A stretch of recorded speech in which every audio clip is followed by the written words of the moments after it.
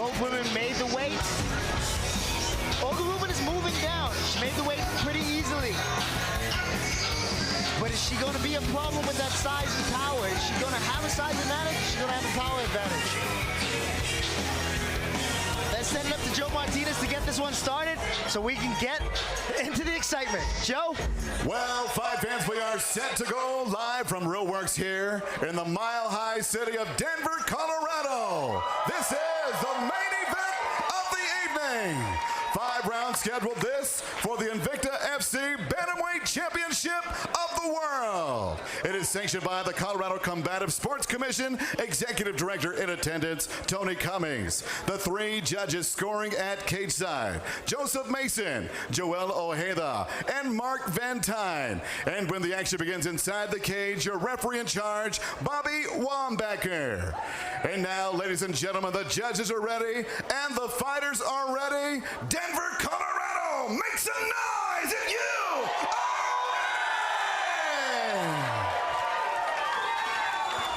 ready! Introducing to you first, fighting out of the blue corner. This mixed martial artist stands 5 feet 9 inches tall, weighing in officially 134.1 pounds. Her professional record in 9 fights stands at 7 victories with 2 defeats. Fighting out of Holland, Israel, here is the challenger, Big Bad Olga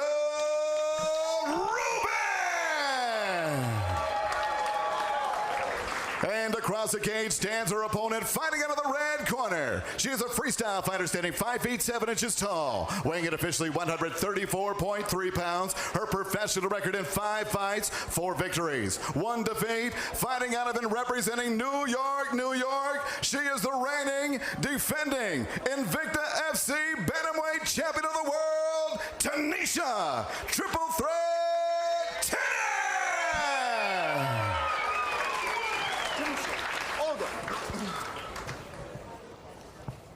All right, ladies, this is the main event. We've been through the rules in the back. I expect a good, clean fight. Obey my commands at all times. Protect yourself at all times. Touch them up if you want.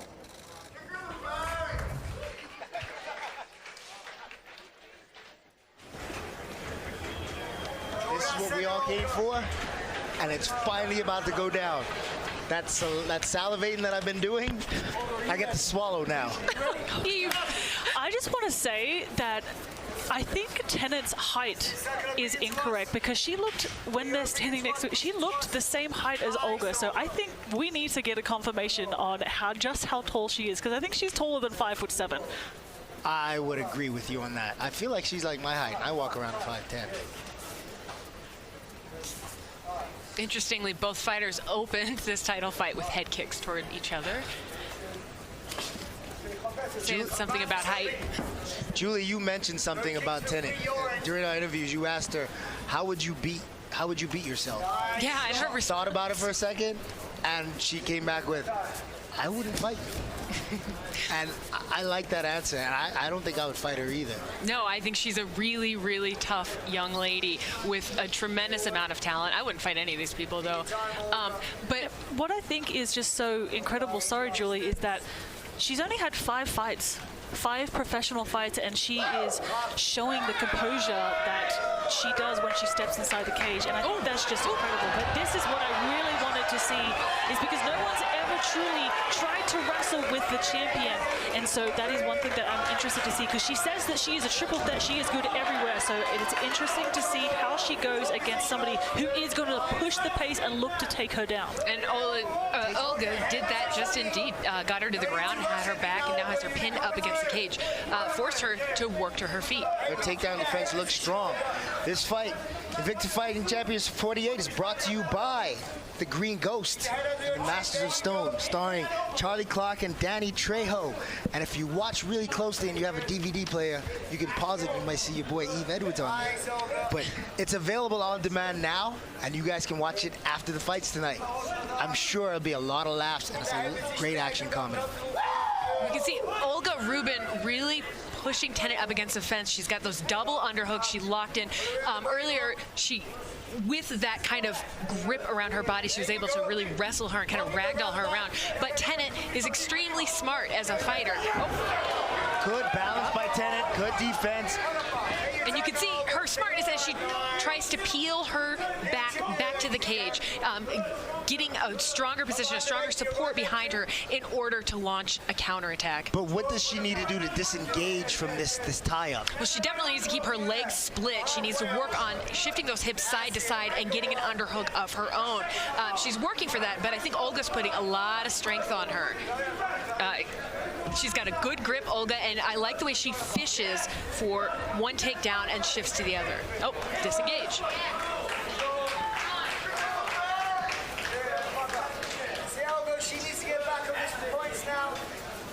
The champion actually sharing the same nickname as the former longest reigning champion, bantamweight champion in Invicta FC, Tanya Triple Threat Evinger. I looked to see if they have the same reach. They do not. Tanya has a couple inches on her. Nice left hand there. Now, Olga Rubin has only had one fight since the pandemic. She started her career off 6-0. Then she suffered 2 tough losses, and then the pandemic hits. That's like, you want to get that bad taste out of your mouth when you have a loss, but the pandemic hit, and she just had to sit there and swallow it and just stay in the gym and work and work and work. Came back, got herself a victory, and that led her into the Invicta Games. She took that fight on 5 days' notice too, and it was her. It wasn't exactly fighting at 135 pounds, but it was a catch weight, which was closer to 135 than it was of any of the previous weights that she has weighed in before. So I mean, that's a dedication to her. She wanted the fight. She took it on 5 days' notice, and you know, she put on a great performance. Made the weight and got herself a W. I'd like to see a little bit more pop out of Tennant. We're only in the first round here, so I understand the feeling out process, but I think Olga's done a really good job of setting the pace of this fight. Agreed. Tennant's going to have to land a little bit. She's commanding the cage right now, but she's going to have to land shots to take this round back. I think Olga's ahead on the round. Now, it seems to me that Tennant's kind of following Olga around. How does she cut the cage off? I mean, I would say like switching stances. That's how I used to cut that's how I would cut the cage off. You know, switch stances, look to, you know, hit those big power shots, look at those body kicks as she tries to circle. I mean, she's got great footwork, and we know that Tanisha can fight going in any direction. So I would like to see her potentially switching stances so she's not chasing her around the cage, because that is when you can get caught, which is not where you want to be. Her wrestling defense. She's able to build back to her feet, defend the takedown well after that. What did she do here properly, Megan? I mean, I think she did a really good job of switching her hips. Instead of allowing her to go back down to the mat, she switched her hips and made sure that she was able to pop right back up. Because, you know, my coach used to tell me, look at how a baby gets up. They belly down, they get on their knees, and they stand back up. They don't ever try to get up on their back. So, I mean, she did a really good job of doing that, and, I mean, it works. I'd love to train with some babies. I could probably win some of those rounds. I don't know, I've seen footage of your daughter. She's pretty tough. Yeah, she's the world champion of the house right now. So back for round 2. The champ comes out pressing and right to action. And we have 2 of the judges scoring at 10-9 to Olga Rubin and 1 scoring at 10-9 to Tennant. So currently, Olga is up on the scorecards. What do you think that judge scored for Tennant? How do you think that judge scored the first round for Tennant? The striking, the ring generalship? I think so, yes, but also, even though Olga did go for those takedowns, she wasn't able to solidify position, and she wasn't able to do any damage in those positions either. Yeah, it's true, Megan. I like that how you phrased that, because she was able to get the takedown. She was able to kind of dictate the pace of the round even, but she didn't actually score any damage. There was no real finishing movement there. Tennant, oh, excuse me. No, it's okay. We all want to be eco-friendly. So if you want to be eco-friendly and get some sustainable eco-friendly CBD products, you've got to check out Sunny's Wellness. Sunny's Wellness, eco-friendly sustainable CBD products for everyone. One of the things we're seeing Tennant do is attempt at some body shots, right? We've seen in some of Olga Rubin's footage that she has been susceptible to body shots before. Nice overhand there from Rubin. And Tennant is creeping down a little bit low a couple times there, trying to hit that liver. Tennant's pawing with that jab, measuring. Megan, you're tall, long striker. Occasionally, yes, I guess. How do you see Tennant measuring? Do you recognize Tennant measuring with that jab, and how do you see her finding that left hand off of that jab? She is. She's doing a really good job of using that jab, and she's not committing on every single jab, and that's what makes the ones that are landing so dangerous, because she's feigning or she's judging range, and I think that's the marker of a good striker. Is you don't have to throw power in every single strike that you throw, and Tennant is a really good master of that. Is, you know, some shots they're just feelers, some shots there's power. And I think she does a really good job of mixing them up, so you don't know which ones are going to be the power shots, which ones are going to be feelers out, and it makes her a lot more dangerous. She's firing that right hand a little more now, also. Meanwhile, Rubin is keeping her on the edge, throwing that lead leg kick. And that's it. Like, Tennant seems to be finding her range now. She's throwing that right hand a little bit more with some confidence, but Olga doing a really good job of looking to close that range, look for the takedowns, and really just wear on Tennant in these exchanges. Yeah, great timing on that shot. She got under the armpit, got behind her, but wasn't able to finish the takedown. Allowed Tennant to get back to position and start to defend. I think it didn't really look like she was going for a takedown. It would look like she just tried to close the range, but now she's looking for the takedown. Yeah, I would say, I think she wasn't initially looking for the takedown, but more the tie-up, working to the cage and, you know, trying to get some wear and tear there on Tennant. I like her transition. I'm a really big fan of the way Olga Rubin is trying to chain takedowns. Get a beautiful elbow there on the inside off the cage. But Tennant is the one pushing on her now, even though she's getting elbowed and kneed a little bit there. Needs to really watch that head positioning. But Olga Rubin's looking real sharp in this fight. I know the English aren't known for their wrestling, but she's training with Brad Pickett, and Pickett is one of those English guys that I like to say he can wrestle a little bit. So I would expect to see more of, when you close the distance, trying to change levels and also get the takedown initially, not just tying up, because just tying up to work for the takedown seems to take a whole lot of work, a whole lot more. There's a nice left hand by Rubin there. One of the things we've seen from both athletes are those teeps to the belly. I'm surprised at Tennant throwing them. I like it as a rangefinder, but her leg was grabbed earlier in this fight, so I think that's you know, throwing to the body with a kick can be amazing, and she's got some really, really strong left kicks. But that teep, danger shot, get somebody trying to take you down, I think. Nice, heavy shots there. Tennant tying up. Technical, very tactical battle right also. now. Exactly. Technical and tactical. I'm glad I get to ask you, ladies, and I really don't have to answer. How do you score that second round? I'm going to give that round to Tennant. I think you know, she was able to do more damage. It's almost like she's finding her range. She's able to throw, particularly that right hand, with a little bit more frequency. And I think she was able to just pressure and cut off the cage a little bit more successfully this round. Olga wasn't really able to do anything when she put Tennant up against the cage, so I'm going to give that round to Tennant. And Julie's here nodding her head like she agrees. I think that was Tennant's round as well. And one of the things that we see from Tennant, which is also the mark of a really smart fighter, is how she gathers intel. And I think she was doing a lot of that in the first round, because the harder shots started coming in the second round. The frequency of her jab was up. She's finding those holes that she trained for, but she's letting Olga expose. However, I don't think Olga's that exposed. Oh, there's that front kick to the belly. Now Tennant's patient.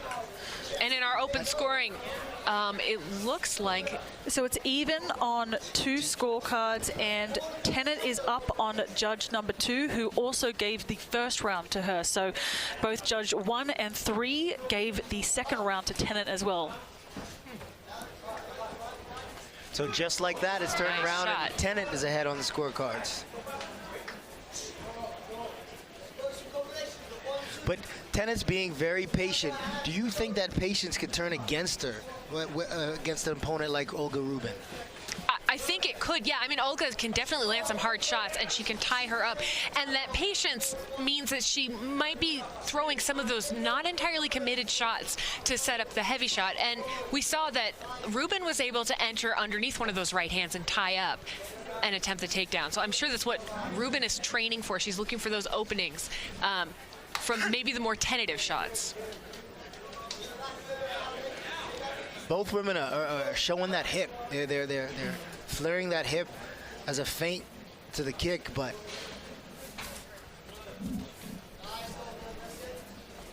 no, but they're also throwing that kick too. Yeah, they are. You know, it's interesting. The kicks, I don't know how much they're working for either one of them right now. I do think their hands are doing more good. I love the inside leg kick from both of them. I think inside leg kick is an amazing, whoa, beautiful double leg. But Right back up. But she's just not able to keep Tennant there. And I think that's just, it just showcased, you know, we haven't been able to see the true well-roundedness of Tanisha Tennant, because she's been so dominant with her striking. No one's ever been able to take her down, or even really came close to forcing her in those positions. But I think it's just, she's just showcasing why she is such a triple threat, because, I mean, Olga's having a very hard time not just taking it down, but keeping her there. This is like the most wrestling. It's been defensive, but this is the most wrestling that we've seen out of Tanisha Tennant, and she's wrestled like 2. She did like 2 wrestlings. 2 wrestlings. It's very specific.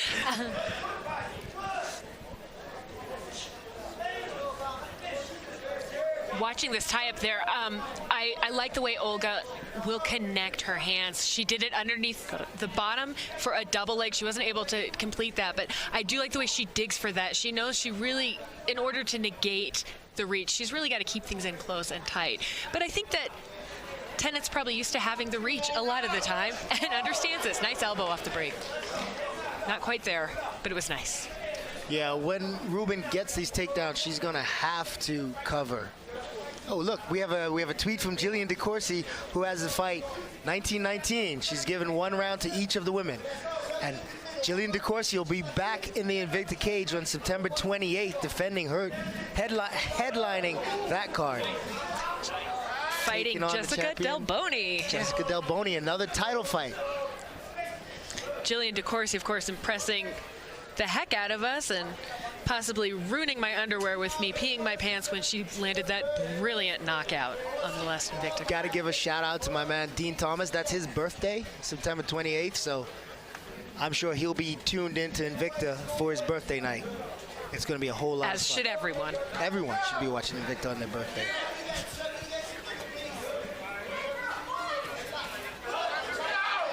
There we go. Nice. Tennant's starting to find ranges for those strikes for her hands. One of the things she told us was that her overhand right was her favorite punch. But the setups for those with that jab is just incredibly strong. I really like her jab. Megan, you're in Tennant's corner right now. What information are you sending to her at this moment? I mean, I'd like to see her open up a little bit more. Have a Ooh, little more big right hand. Oh, beautiful. She's got the power. She sees Rubin isn't really doing a lot of damage. She's able to take her strikes. She doesn't really have an answer for that. Bit of a head clash there as they entered into, you know, closer range. But I would love to see Tennant open up a little bit more, have a little bit of higher volume. But, you know, she's got the confidence. She knows she is the better striker. Ooh, she believes she is the better striker. And, I mean, we're seeing that right now. So why not open up a little bit more? Agree. It looks like she's learned that she's figured that I've got the timing down. I've got the range. I can land most of my shots. And there's not a whole lot of threats. She doesn't look very concerned defensively. She's stuffed not stuffed them completely, but she's negated all the takedowns. Done a really good job there. So in the corner right now. How do you feel about her corners pressing her to turn up the offense? I mean, I want both corners to tell them to turn up the offense. I feel like neither one is entirely committing, and I'm sitting here and saying that. But man, Tennant landed some really strong power shots with that big right hand there.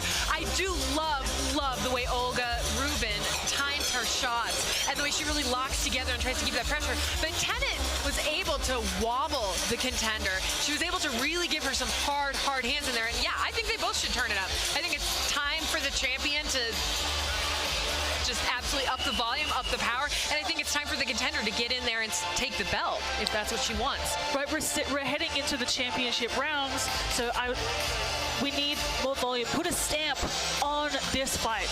Agreed. And we are noticing, at least I've noticed from rounds 1 to 3, that Tennant is definitely upping her pace. Like she's getting stronger as the fight goes on. She's getting stronger, and at this pace, this altitude, I don't think is going to affect her. She's in control of the pace. Even though when it comes to the wrestling, she's on defense, she's still controlling those situations. And on the judges' scorecard, all 3 judges scored that round for Tennant, so she's now currently 29-28 on 2 judges' scorecards and 30-27 on judge number 2. Strong performance by the champ. So we've got 2 more rounds. It's not in the bag yet, but if it continues this way, the champ can win a decision. But I would like to see the champ put a stoppage on the newcomer and the contender. But the contender, she's not out of this. No, in many ways, this fight is reading like a conversation between 2 people. A violent conversation. But it seems like there's an exchange for an exchange, an exchange for an exchange, almost like they're talking with their technique. I find that interesting. I also think a break in that, I know they're doing fakes and feints, but I think a break in that, like Tennant trying for a takedown herself. Slip off the kick. Oh, another slip. Keeps kicking that inside leg when Tennant throws the right hand. It's like, come at me, bro. Nice elbow over the top there. They're coming out.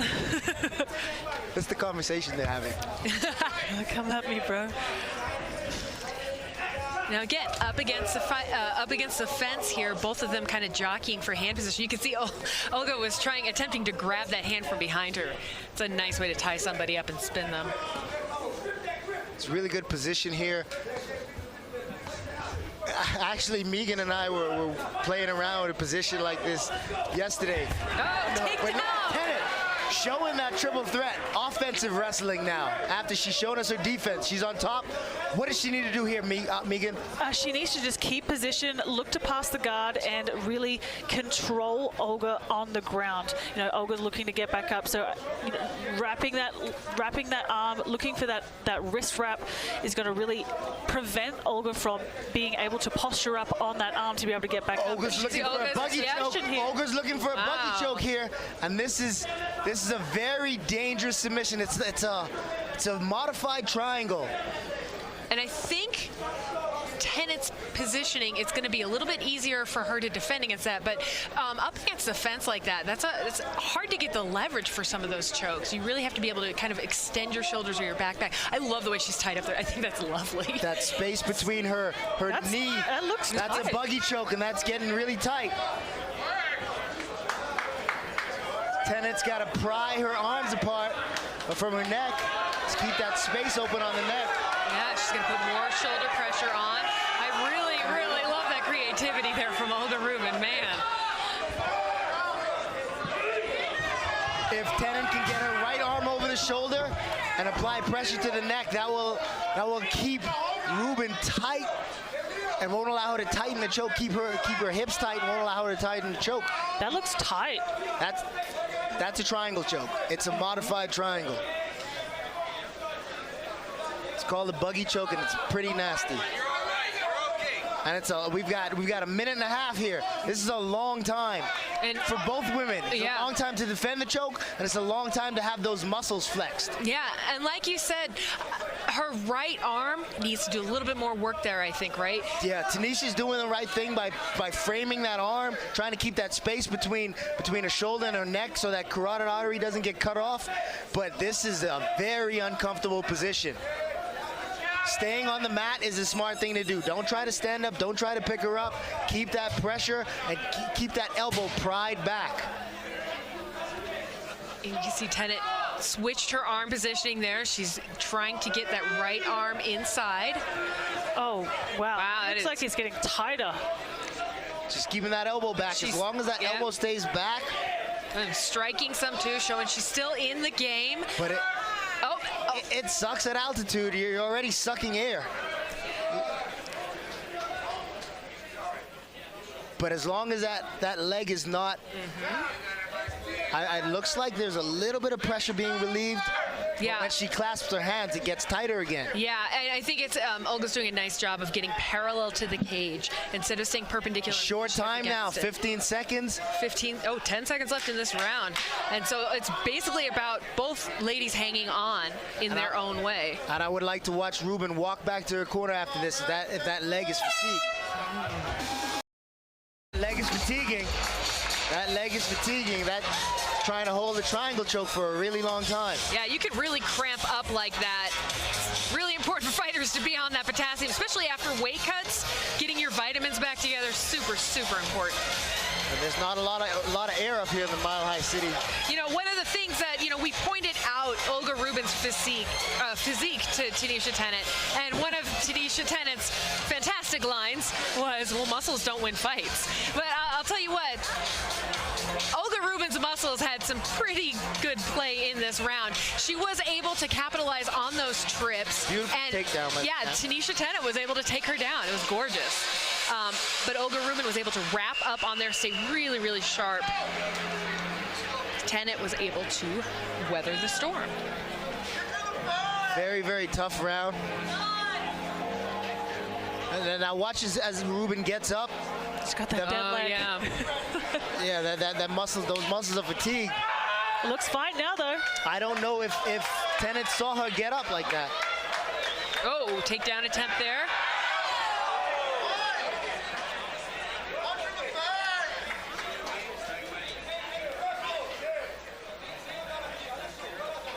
I love the way they both fight for wrist control or for like the steering wheel control with the biceps. So important in these positions to dictate where the next shot is going to come from or how you get off. And now that Tennant has the underhook, I feel like she needs to dig and turn the corner. Yeah. Lift that underhook up, turn her right hip back, left hip forward. Get herself out of this position. Rubin's doing a good job of making Tennant's underhook a shallow underhook, so she's not able to get a lot of leverage in that position. I love the way she's using her head as well to keep the champion pinned, to keep her uncomfortable. You got to make sure your head isn't too low because you can get kneed, but the way she's standing, the way she's framed, if Tennant were to throw a knee, it would give a takedown opportunity. What options does Tennant have right here, Megan, with her back pressed up against the fence and being under the taller woman? I mean, being pushed up by the taller woman. I mean, I believe that they're both the same height, but I think Tennant needs to just keep switching her hips, creating space to be able to grab an underhook. But if we look at the scores, we have it 38-38 for what's Judge 1 and Judge 3. So both 1 and 3 scored that round for the challenger. 2-2. And judge number 2 scored that round for Tennant, so he scored every single round to Tennant so far. So I mean, this is a close fight. It is a close fight. This is a fantastic matchup between these two. I think they're both going to learn something from it. I agree with that being Olga Rubin's round. I think that submission shows her, she's still in the fight. Yeah, and it also just shows that she's trying to finish it, right? She's showing the judges she's working for that finish. And this is what Tennant needs, I believe, range, distance. So there's 2.5, just over 2.5 left in this final round. I would very much like Tennant not to throw those naked kicks in this round because I think a takedown with Olga on top of her could potentially give her a lot of damage.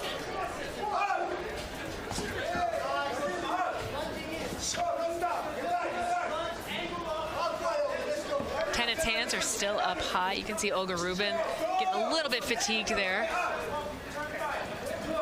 Oh. Rubin has been able to close the distance repeatedly and get to these positions where she can smash the champ up against the cage.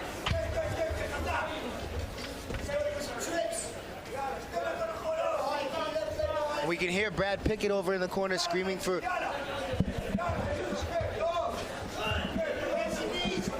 I can never understand that accent when they Knees. start. He's He's asking for knees. Yeah. Because she's tying up, she's trying to get that single, that high crush single leg. Gets her to her knees. And stays locked in there. Okay, and Tennant was able to defend, get back up with that whizzer. Tennant's turned her around. Nice knee by Rubin. Returned by Tennant. Good elbow on the break. There's 75 seconds left. Who's ahead, and what does the person behind need to do to secure this one? Honestly, I think Rubin might be ahead. I think she's pushing the pace. She's looking for the takedowns. She's taking the fight to the champion. I mean, potentially, yeah. So what does the champ need to do right here? She needs to let loose. Yes, she needs to open up right now. Not with kicks. Let those hands go. Pump that jab, in and out. Find that big right hand. Now, as far as the punches, Rubin's been able to close the distance. So On are we looping working punches. body shots or? On looping punches, she's been able to duck underneath when, and Tennant does have a very nice kind of loop jab, almost hybrid jab hook. She's got like a powerhouse. Ooh, a knee to a flip. Nice, strong shots there from Tennant. Nice elbow on the inside by Tennant. And this is a good finish for the champion. This is what she needed to do. It is. Stay tight, push the pace, put a stamp on the round. 100%. That bias that comes at the end of the round from looking strong. It's kind of like the schoolyard rule. Whoever's on top when the teacher comes out, right? Right. And you know, when we're talking about fights being conversations, Tennant maybe doesn't always initiate the conversations, but she does like to have the final word. And Tennant's walking around looking strong. Can't wait to hear what the judges do with this one.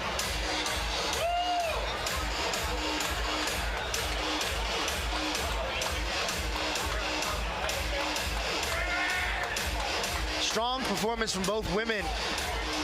But once again, as we get to the final bell, I am so happy that we're sitting here at this desk and not at one where we're responsible for who gets their hand raised. Oh, 100%. This was such a close technical fight between two incredible athletes on display tonight, and I think whoever has their hand raised should be incredibly proud of their performance tonight. 100% agreed. I honestly, I don't know how that last round is going to be scored because the first round was similar to the last round, and that one went to the challenger. It did. I thought the fourth round, with Rubin having that, submission, was a little surprising for judge number 2 scoring that for Tennant. I thought that was a little surprising, and I would like to understand how that they came to that decision. But because I feel like with Rubin being able to get the takedown and be in that submission and have it on pretty tight for the length of time that she did, I feel like that definitely earned her that round. I wonder though, because the buggy choke is so foreign to a lot of people, if that referee, if that judge has no idea what was going on. Right. Because it doesn't look as dangerous as it is when you don't know what's going on. Exactly. And something to consider, the damage that was done on their feet. Maybe he saw something from Tennant's strikes at the beginning of that round that earned her more favor in terms of damage. And/or the takedown. And she got the takedown, that's right. But takedowns don't always win rounds. Like, it definitely is about, it's a little bit more than that, than the old days.